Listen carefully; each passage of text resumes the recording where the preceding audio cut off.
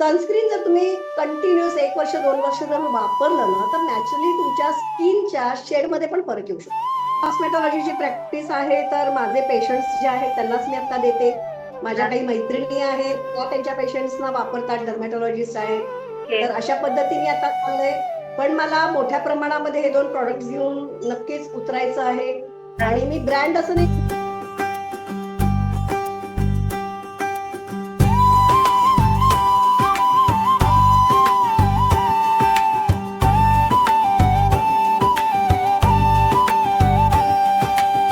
यशस्विता अलगद दे अपयशातूनही यश घडवी यशोशिखरजी मन स्थिरवी हाती असू द्या यश मिळवण्या अशी अशी यशाची गुरु किल्ली अशी अशी यशाची गुरु किल्ली. नमस्कार. यशाची गुरुकिल्लीमध्ये आज आपण भेटणार आहोत यू बी ग्लॅमरस या ब्रँडच्या निर्मात्या डॉक्टर प्रज्ञा बापट यांना. नमस्ते प्रज्ञाजी. नमस्कार नमस्कार रेखा मॅडम. येस. आणि यशाची गुरुकिल्लीमध्ये तुमचं मनापासून स्वागत. धन्यवाद. आणि मंडळी, यांनी भरपूर अचिव्हमेंट केले आहेत बरं का. म्हणजे मला वाटतं माझ्यापेक्षा प्रज्ञाजी तुम्हाला त्यांच्या अचिव्हमेंट बद्दल जास्त छानच सांगते. पहिल्यापासून प्रश्नाला सुरुवात करते. तर मला पहिल्यांदा सांगा की तुम्ही तुमच्या प्रोफेशनल प्रवासाला सुरुवात कधी, कशी, कुठून केली? सर्वप्रथम यशाची गुरुकिल्लीमध्ये आज तुम्ही मला इथे बोलावलं, त्याबद्दल रेखा मॅडम तुमचे मनापासून धन्यवाद.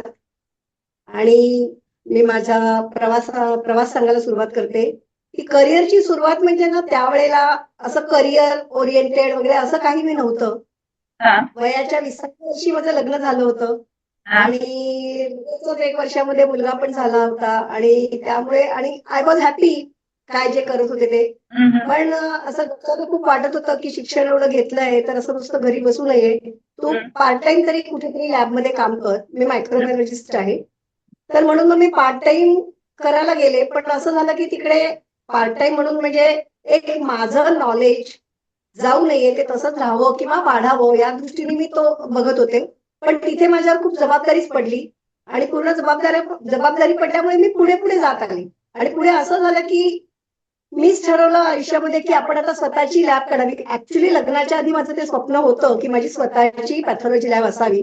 पण लग्न झालं त्यावेळेला मी मग म्हटलं आता वाटतं नाही होणार. आणि मुलगा पण लगेच झाल्यामुळे असं वाटलं होतं. पण देवानी माझी जी इच्छा आहे ती बरोबर अशा रीतीने घडवून आणली की जिथे मी जस्ट एक माझं नॉलेज अपडेट राहावं म्हणून जात होते, तिथेच माझ्यावर एवढी जबाबदारी आली की पुढे जाऊन मी ती लॅब विकत घेतली. आणि अशा पद्धतीने माझा पॅथॉलॉजी या क्षेत्रातला प्रवास सुरू झाला. ओके. That is amazing. आणि मग पॅथॉलॉजी मधून तुम्ही ब्युटीकडे कशा वळलात? आज आता माझं कोर पॅथॉलॉजी आहे. मी पीएचडी आहे.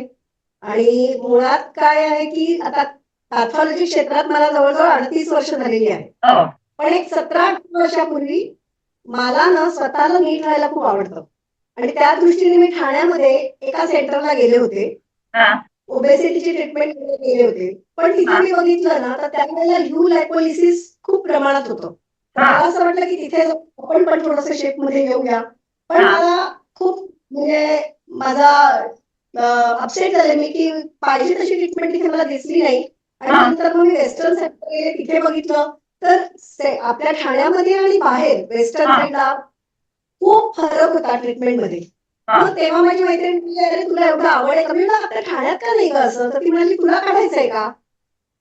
तेव्हा मी अरे हो मला आवडेल काढायला. आणि कुठेतरी काय झालं होतं की तोपर्यंत ऑटो पायलट मोडला माझं पॅथॉलॉजी गेलेलं होतं. म्हणजे मी पार्टनर पण घेतला होता. त्याच्यामुळे मला असं वाटलं की आपण हे पण करू शकतो. आणि मला दरवेळेला काही ना काहीतरी शिकायला आवडतं. मी युरोपला गेले, युरोपला जाऊन कॉस्मेटॉलॉजीचा कोर्स केला. माझ्याबरोबर माझी मैत्रीण डॉक्टर मंजिरी भुसारे डर्मॅटॉलॉजिस्ट आहे. आम्ही दोघींनी जाऊन तो कोर्स केला आणि आम्ही इथे येऊन मग दोघींनी आम्ही aesthetic medicine, she was a pure dermatology practice करत होती. मग आम्ही अस्थेटिक मेडिसिन, मी माझ्या सेंटरला युबी ग्लॅमर्स म्हणून चालू केलं आणि तिने घाटकोपर. अशा पद्धतीने आम्ही दोघींनी अस्थेटिक प्रॅक्टिस चालू केली. Okay, that was wonderful. आणि मग फक्त पण आता तुम्ही नुसतं यू लिपोलिसिस करत नाही, तुम्ही बऱ्याच गोष्टी करता मला वाटतं, including I think hair transplant वगैरे पण करता तुम्ही. हो, सुरुवात झाली ओबेसिटीच्या माझ्या स्वतःच्या प्रॉब्लेम पासून. हा. माझ्या स्वतःची मी ते काढलं आणि मग नंतर असं झालं की मला ते फील्ड खूप आवडायला लागलं. माझी ती पॅशन झाली होती आणि माझी पॅशन मग मी पुढे मला असं वाटलं की आपण हा बिझनेस म्हणून का बघू नये. राईट. आणि मग मी तो business करायचा ठरवला आणि मग आमची टीम आहे, म्हणजे त्याच्यामध्ये ट्रायकॉलॉजिस्ट, डर्मॅटॉलॉजिस्ट, पॅरामेडिकल स्टाफ आहे, न्यूट्रिशनिस्ट आहे, मी स्वतः कॉस्मेटॉलॉजिस्ट आहे. मग मी युकेला जाऊन डर्मॅटॉलॉजिस्टची फेलोशिप घेतली. अशा पद्धतीने मी स्वतःला अपग्रेड करत गेले आणि मग पूर्णपणे गेल्या 17 वर्षापासून मग आता पूर्णपणे मी या क्षेत्रामध्ये कार्यरत आहे. आणि मग आम्ही इथे हेल्थ, स्किन, ओबेसिटी या तिन्हीच्या अस्थेटिक मेडिसिन आम्ही तिन्ही प्रॉब्लेम्सवर आम्ही सोल्युशन्स देतो. स्किन मध्ये आम्ही acne scar, anti ageing treatment, pigmentation, इलाज माझ्या आता कॉमन जे आहे आणि लोकांना त्याच्यावर गेट रीड ऑफ हवं असतं, तर अशा आपल्याकडे ट्रीटमेंट आहेत. हेअर मध्ये तर आमचा हेअर ट्रान्सप्लांट आमचा 100% सक्सेस रेट आहे. हेअर रिलेटेड आम्ही सगळ्या ट्रीटमेंट करतो. हेअर मध्ये आम्ही पीआरपी करतो, पीडीजीएफ करतो, आता असं नवीन बूम आलेलं एक्झोसोम्स करतो, त्याप्रमाणे हेअर ट्रान्सप्लांट करतो. वाव, आणि ओबेसिटी त्यांच्याकडे मशीन्स आहेत, प्लस आम्ही मेझोथेरपी पण करतो. वाव, किती छान. म्हणजे थोडक्यामध्ये ओव्हरऑल माणसाला छान दिसायचं असेल तर त्याच्याकरता सगळ्या गोष्टींनी तुमच्या क्लिनिक मध्ये ते येऊन छान होऊ शकतात, राईट? नक्कीच नक्कीच. पूर्वीच्या काळी कसं होतं की हे जे प्रॉब्लेम्स आहेत ना, ते या प्रॉब्लेम बॉदर करायचे पण त्याच्यासाठी तेवढी सोल्युशन्स नव्हती आणि मग ते प्रॉब्लेम्स घेऊनच आपल्याला जावं लागायचं. आता माझ्याकडे एक मुलगा आला होता, त्याच्या इथे बरोबर गालावर मोठा मस होता, स्किन टॅग होता मोठा आणि वॉज इन द मार्केटिंग. तो म्हणाला मी मार्केटिंग क्षेत्रात आहे आणि मी कुठेही गेलो तर लोकांचं माझ्या बोलण्यापेक्षा माझ्या त्या मसकडेच जास्त लक्ष लागतं आणि मग मी कम्फर्टेबल होतो. तर आता असं नाहीये. आता या अस्थेटिक मेडिसिनमुळे असे कुठचे बॉदर करणारे तुमचे इश्यूज असतील तुमच्या बॉडीमध्ये तर आपण ते रिमूव्ह करू शकतो. त्याचा स्किन टॅग रिमूव्ह केला आणि नाऊ ही इज हॅपी. तर अशा पद्धतीने काय होतं की कॉन्फिडन्स, काही गोष्टीमुळे आपला कॉन्फिडन्स जातो, तर तो कॉन्फिडन्स आपण बूस्ट करू शकतो आणि आपल्याला स्वतःलाच कॉन्फिडन्स आला की नॅचरली आपण आपल्या कामामध्ये पण तितक्याच कॉन्फिडन्सनी आपण त्या क्षेत्रात पण प्रगती करू शकतो. That's really amazing. ही खूप छान महत्वाची गोष्ट आहे. I would definitely say that. आता मला आणखीन एक समजून घ्यायला आवडेल की हे सगळं होत असताना तुमचं युबी ग्लॅमरस याच्याबरोबर मला वाटतं एक काही वर्षांपूर्वी, 3-4 वर्षांपूर्वी तुम्ही तुमची काहीतरी ब्युटी प्रॉडक्ट्स पण लॉन्च केले. येस. आणि त्या प्रॉडक्ट्सचा पण प्रवास मला, कारण पहा, पहिल्यांदा पॅथॉलॉजी नंतर पहिल्यांदा प्रॅक्टिस, मग लॅब, मग नंतर तुम्ही याचं युलिपोसक्शन आणि तिथून कम्प्लीट ब्युटी ट्रीटमेंटची ऑर्गनायझेशन, असा सगळा प्रवास करता करता आता प्रॉडक्ट पण घेऊन येणं ही एक खूप मोठी स्टेप आहे, नाही का? जसं मी म्हटलं की पॅशन म्हणून मी इथे आले, त्याच्यामुळे मला आणि मुळात मला ना दरवेळेला काहीतरी शिकायला आवडतं. थोडे दिवस झाले की असं वाटतं काहीतरी आपण नवीन करावं. आणि तुम्हाला सगळ्यांनाच माहिती आहे की कोविडच्या काळामध्ये कॉस्मॅटॉलॉजी तर पूर्णपणेच बंद पडली होती, कारण आपण मास्क घालून फिरत होतो, तर नॅचरली कोण त्या ट्रीटमेंट करायला येणार. तर 2-2.5 वर्ष जवळजवळ ते बंद पडलं होतं. पण ऑफकोर्स मला कोर पॅथॉलॉजी असल्यामुळे त्यावेळेला माझी मॉलिक्युलर लॅब होती, त्यामुळे आय वॉज बिझी. पण नंतर परत कॉस्मेटॉलॉजीकडे वळल्यानंतर असं लक्षात आलं की साधारणपणे एक प्रॉब्लेम तुम्हाला असेल तर स्किन रिलेटेड तुम्हाला जे आपण काही ऍक्टिव्ह वापरतो किंवा जे काही इन्ग्रेडियंट्स आपण वापरतो की जे मेडिसिन मध्ये आपल्याला लागतात तर ते लिहून देताना एखाद्या प्रॉडक्ट मध्ये तो मेडिसिन असतो ऍक्टिव्ह असतो किंवा तो इन्ग्रेडियंट असतो हिरो इन्ग्रेडियंट तर कधी नसतो त्यामुळे तुम्हाला एक 6-7 औषधं लिहून द्यावी लागतात. आणि माझ्या लक्षात आलं की कोविड नंतर ना लोकांकडे तेवढा पैसा नव्हता खर्च करायला.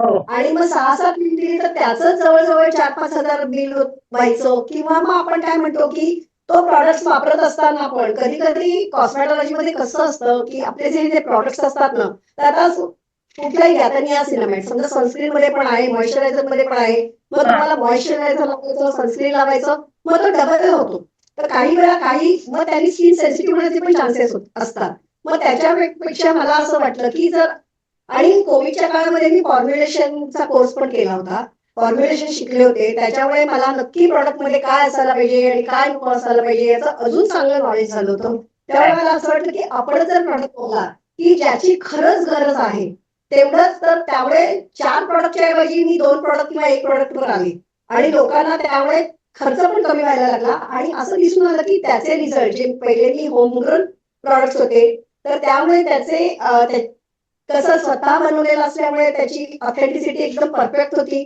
मास प्रोडक्शन नव्हतं मी प्रत्येकाला आपण कन्सल्टेशन केल्यावर नक्की त्यांना कोणता प्रॉडक्ट आधी वापरलेला आहे आणि त्याचा जर उपयोग नसेल झाला तर ते इन्ग्रेडियंट्स न वापरता नवीन ऍक्टिव्ह वापरून किंवा इन्ग्रेडियंट्स वापरून तो प्रॉडक्ट कस्टमाइज करून मी त्यांना द्यायला लागले आणि तुम्हाला माहिती आहे कोविड नंतर हेअर प्रॉब्लेम्स खूप सुरू झाले होते त्याच्यामुळे हेअर लॉस हा खूप होता आणि त्याच्यावर पहिली म्हणजे first line of treatment he minoxidil असते पण लोक मिनॉक्सिडिल वापरतात आणि नंतर सोडून देतात त्याचा एक तो साईड इफेक्ट आहे की ते मग केस गळायला लागतात तर हे कुठेतरी मला दिसत होतं त्याच्यामुळे मी ठरवलं की आपण हेअर रिलेटेड आणि स्किन रिलेटेड असे प्रॉडक्ट काढूया की त्याचा त्यांना साईड इफेक्ट पण होणार नाही त्यांच्या खिशाला पण परवडेल आणि परत तो ROI असेल कारण आपण जेव्हा टीव्ही मध्ये जाहिरात बघून तुम्ही प्रॉडक्ट घेता तेव्हा तुम्हाला तो तेवढा त्याचा उपयोग होतो का त्याचा रिझल्ट मिळतो का आपण फक्त ऍड बघून घेतो तर तेव्हा तुम्हाला त्याचा तुमचा त्याच्यामध्ये आणि तो बरेच दिवस मी महिना 2 महिने वापरताना मग लक्षात येतं अरे मला मी ज्यासाठी घेतला होता तो रिझल्ट काही मिळाला नाहीये होय होय तर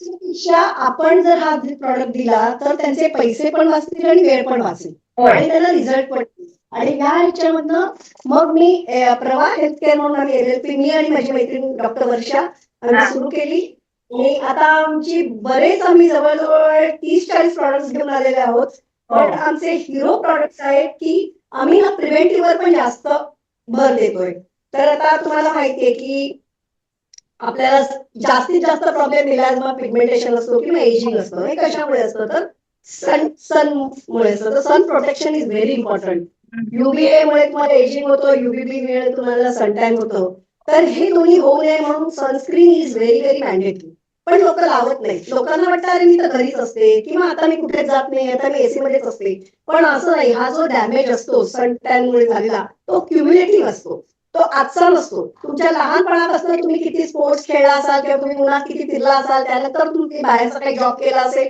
तो साचत तो आतापर्यंत आलेला असतो त्याच्यामुळे तो डॅमेज रिपेअर करणं खूप गरजेचं असतं त्यामुळे प्रिव्हेंटिव्ह गोष्टी वापरणं खूप गरजेचं असतं म्हणजे मी तुम्हाला एक उदाहरण देईल की सनस्क्रीन जर तुम्ही कंटिन्युअस 1 वर्ष 2 वर्ष जर वापरलं ना तर नॅचरली तुमच्या स्किनच्या शेडमध्ये पण फरक येऊ शकतो तुमची स्किन उजळायला लागते कारण ते प्रिव्हेंटिव्ह होतं तुम्हाला सन टॅन होत नाही जे पिरियड ऑफ टाइम तुमची स्किन हळूहळू टॅन होत जाते ते कुठेतरी प्रिव्हेंट केलं जातं त्याचप्रमाणे आमचा अजून एक छान प्रॉडक्ट आणला आहे मार्केटमध्ये स्किन ग्लाइड म्हणून स्किन ग्लाइड हा पण प्रिव्हेंटिव्ह आहे की तुम्हाला जेव्हा घाम येतो बऱ्याच वेळा आपल्याकडे मुंबईमध्ये जे ह्युमिड आहे त्याच्यामुळे स्पोर्ट्स पर्सन किंवा वर्किंग पीपल यांना काही ठिकाणी घाम येतो आणि मग तिकडे इन्फेक्शन होतं किंवा तिथे पुढे जाऊन फंगल येतं रॅशेस येतात तर ते होऊ नये म्हणून जसं सनस्क्रीन रोज वापरायला लागतं तसा ते जर आहे ते it's like a moisturiser also आणि प्रिव्हेंटिव्ह आहे की पुढे जाऊन फंगल इन्फेक्शन होणार नाही ते पण तुम्ही जर रोज लावलं तर तुमचे स्किन बॅरियर्स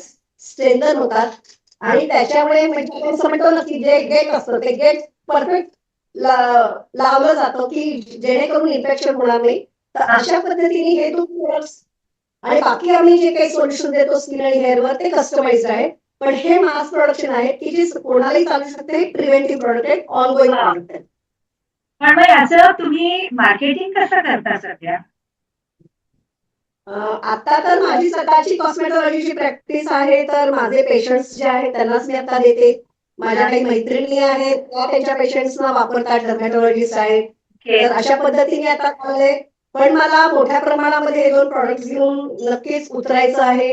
आणि मी ब्रँड असं नाही की मी आता मॅन्युफॅक्चरिंग मध्ये पण उतरलेले आहे. स्वतःचं मॅन्युफॅक्चरिंग युनिट आहे. त्याच्यामुळे आयदर तुम्हाला व्हाईट लेबल सुद्धा मला मॅन्युफॅक्चरिंग मध्ये आवडेल, किंवा मी जे बनवलेले आहेत ते जर कोणी घेऊन विकणार असेल, आयदर डिस्ट्रीब्युटर्स किंवा कोणी ब्युटिशियन्स, डॉक्टर्स, तर तशा दृष्टीने मी बघतेय की तशा दृष्टीने माझे ते प्रॉडक्ट्स कसे म्हणजे तुम्हाला समजा असा कोणी पार्टनर मिळाला की ज्यांनी तुम्हाला तुमचं मोठ्या प्रमाणावर लॉन्च करायला सपोर्ट केला तर मजा येईल तुम्हाला. नक्कीच मला आवडेल. That's a great idea. प्रेक्षकांना लक्षात ठेवा, कोणी असेल तर यांना सांगा. नंबर मी शेअर करते आहे. ओके. आणि ह्याच्या बरोबर माहितीये का, प्रज्ञाजींचा आणखीन एक वेगळं आणि छान कार्याचा एरिया म्हणजे सॅटर्डे क्लब मध्ये पहिली महिला जॉईंट काय डेप्युटी सेक्रेटरी जनरल या पोझिशनवर आत्ता 2 वर्ष त्यांनी काम केलेलं आहे. आणि त्याच्यानंतर आत्ताच त्यांची ती टर्म संपले. तर मला वाटतं तुमच्या सॅटर्डे क्लबच्या प्रवासाबद्दलही तुम्ही लोकांना सांगितलं तर आवडेल.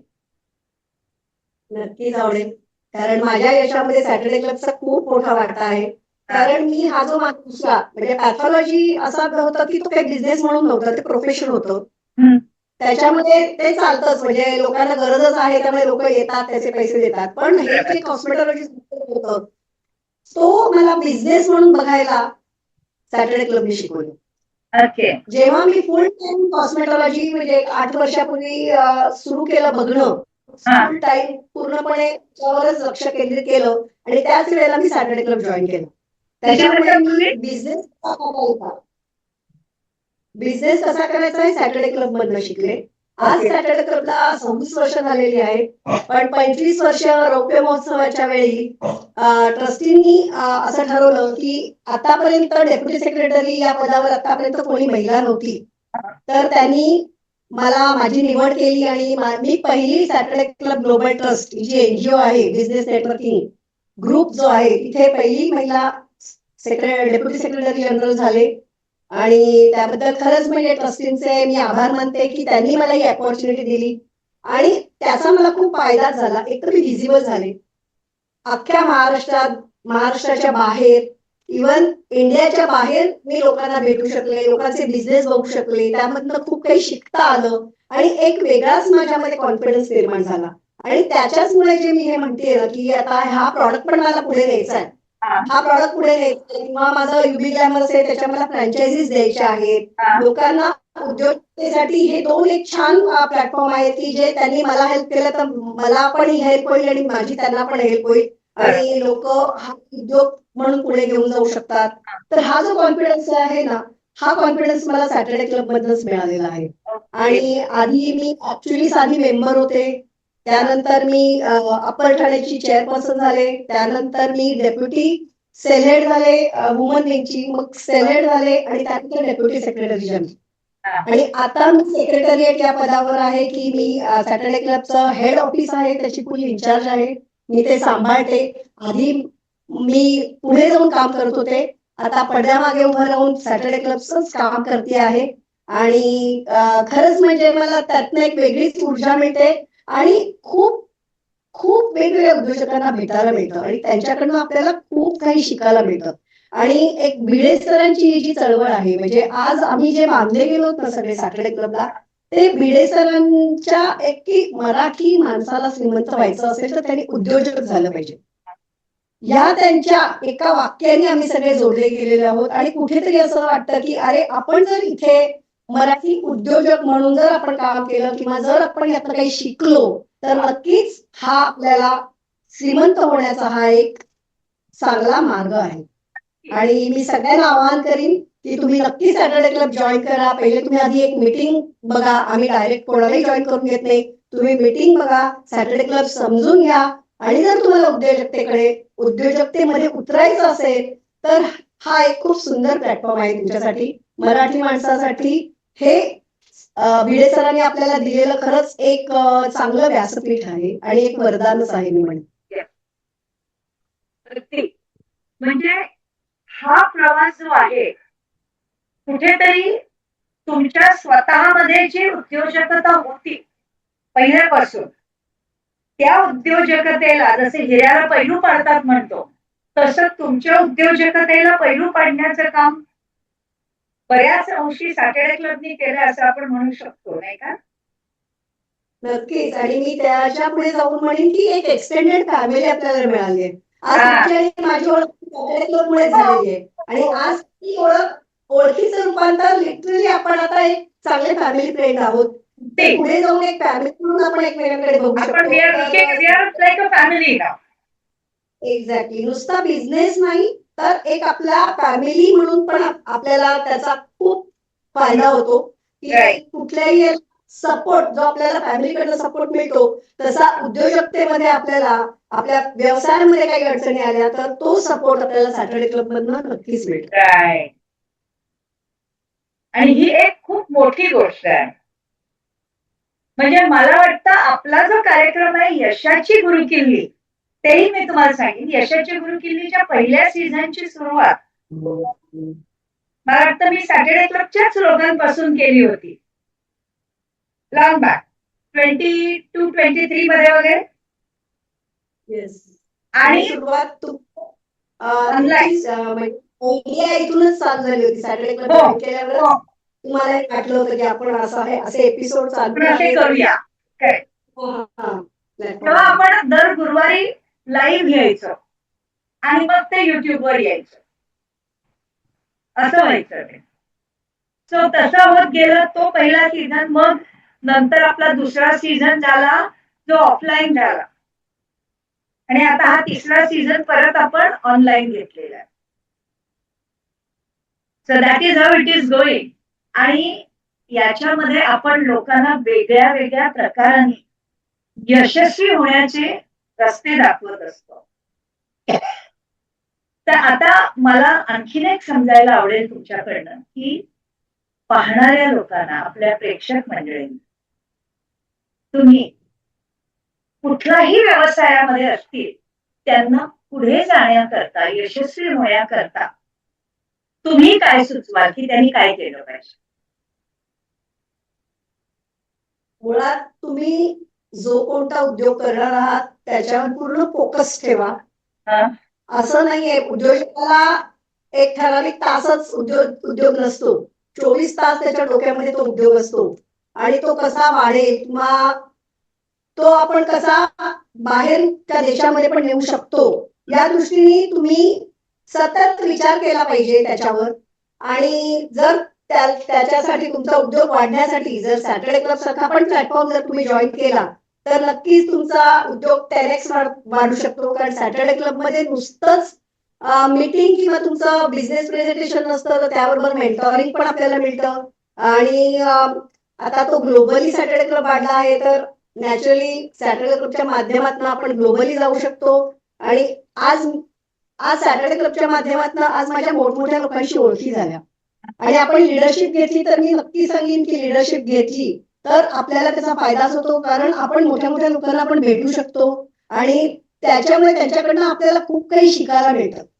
तर आम्ही आता माझ्या लिडरशिपमध्ये उद्योगबोध केला वेस्टर्न रिजननी, पण त्यामुळे त्या उद्योगबोधमध्ये पेंढारकरांसारखे किंवा अल अदिलच्या संचालिका वंदना मॅडम, पेशकर असे अनेक लोक मला भेटले, त्यांच्याशी बोलायला मिळालं आणि त्यातनं खूप काही शिकायला मिळालं आणि एक वेगळाच कॉन्फिडन्स येतो आणि खूप छान वाटतं. त्याच्यामुळे मी सांगेन की पहिले तुम्ही बिझनेसवर फोकस करा आणि कुठलंही बाकी आता सॅटर्डे क्लब मध्ये आलात आणि काही घेतलं पद तरी पण तुम्ही पहिले बिझनेस हा पाहिजेच.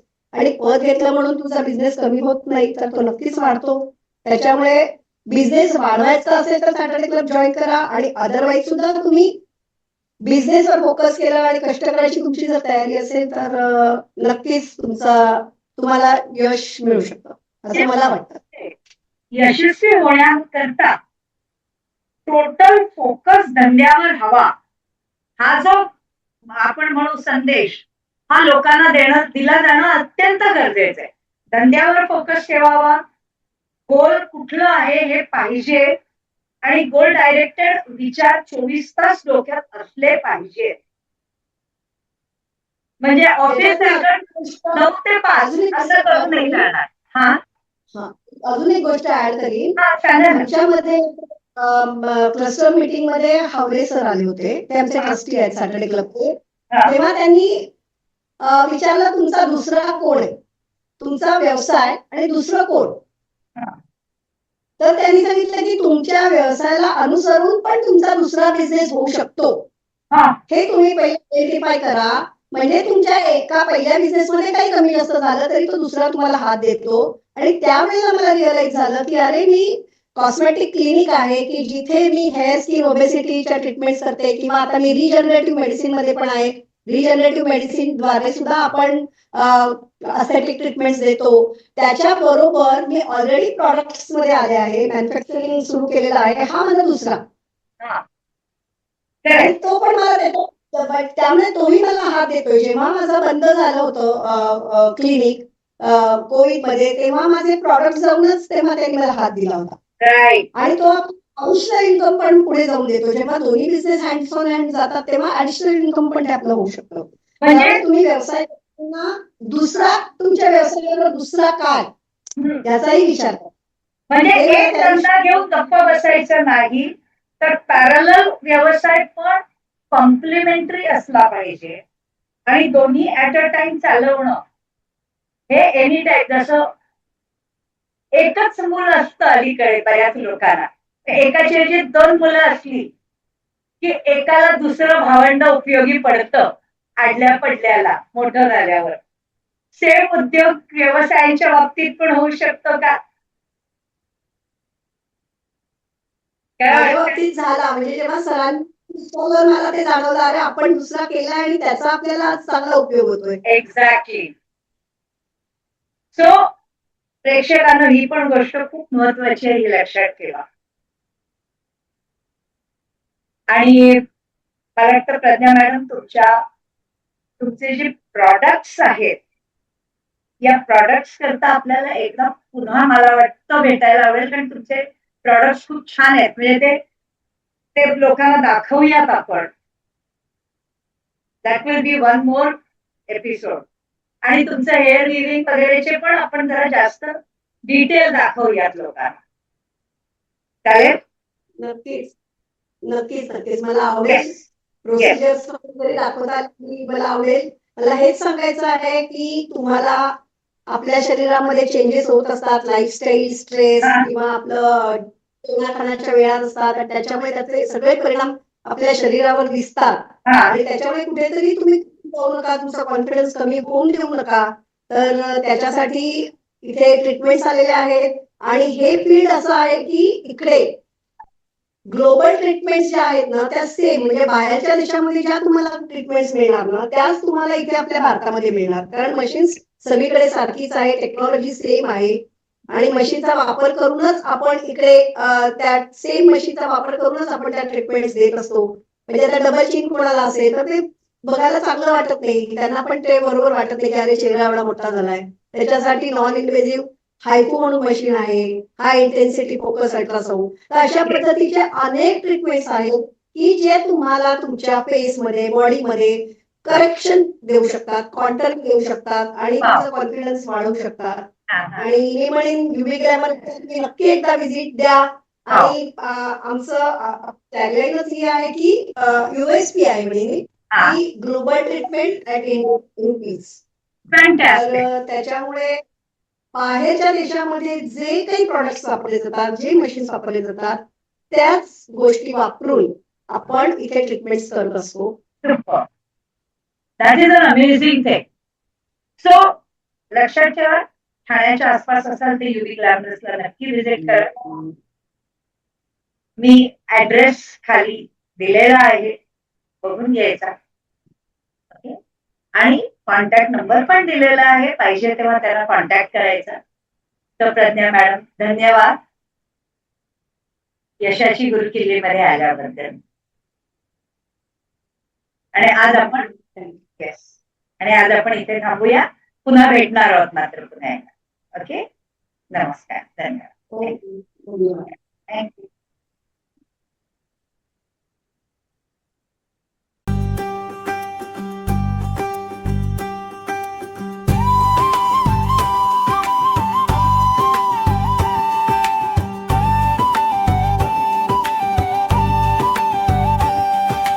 यशस्विता अलगद देई अपयशातूनही यश घडवी यशोशिखरजी मन स्थिरवी हाती असू द्या यश मिळवण्या अशी ही यशाची गुरुकिल्ली अशी ही यशाची गुरुकिल्ली. पर्सनल मीटिंग मध्ये हावरे सर आले होते. ते आमचे ट्रस्टी आहेत सॅटर्डे क्लबचे. तेव्हा त्यांनी विचारलं तुमचा दुसरा कोण आहे, तुमचा व्यवसाय आणि दुसरं कोण. तर त्यांनी सांगितलं की तुमच्या व्यवसायाला अनुसरून पण तुमचा दुसरा बिझनेस होऊ शकतो. हा. हे तुम्ही पहिले आयडेंटिफाय करा.